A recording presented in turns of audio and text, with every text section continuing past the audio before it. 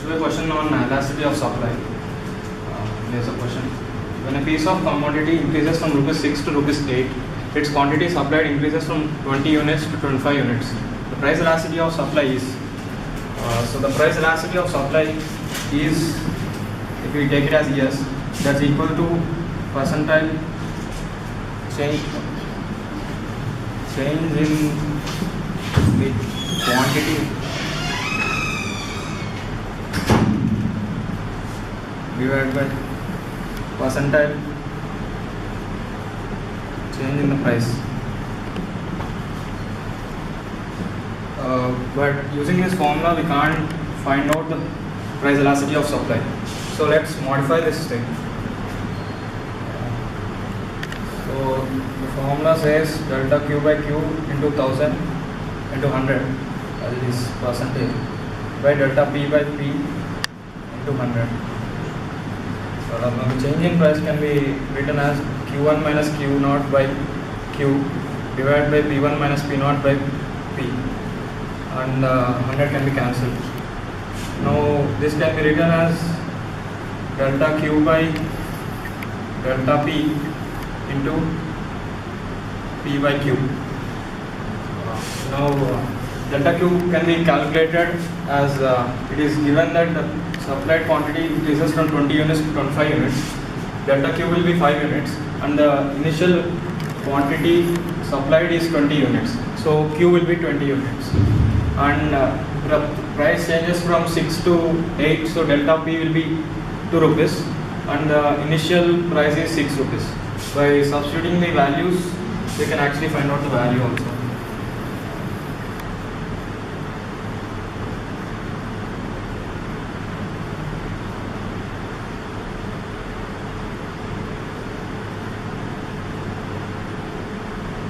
It's 0.75 after calculating. So here the elasticity of supply is 0.75. Let's solve another problem from elasticity of supply. This problem is not so straight, so let's first understand the problem. Price elasticity of supply of the good is 2. Here the elasticity of supply is given. Now producer sells 60 units of this good at a price of rupees 6 per unit. At what will he sell 40 units? So it's kind of tricky. So let's solve this. As you have derived the formula, ES is equal to delta Q by delta P into P by Q. Here it's given that the producer sells 60 units of this good at first. So the initial quantity should be 60 units. And now he's asking at what price will he sell the other 40 units. So delta Q will be minus 20 since 60 units minus 40 is minus 20. Now the change in price we need to find that. So let's leave that as it is.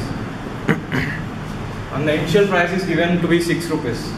So it is 6 divided by the initial quantity supplied 60. Now as we find out, and ES is given as 2. So let's substitute the value of 2 in ES, which we get as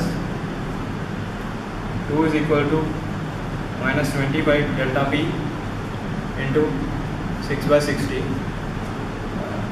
which is delta P into 120 is equal to minus 120, which proves that delta P is equal to minus 1. Now what is delta P? Delta P is the change in initial price and minus the final price. So he's asking at what price we need to sell the 40 units. We need to find the final price. So delta P is equal to P1 minus P0, and P0 is mentioned as 6 rupees. So it is minus 1 equal to P1 minus 6,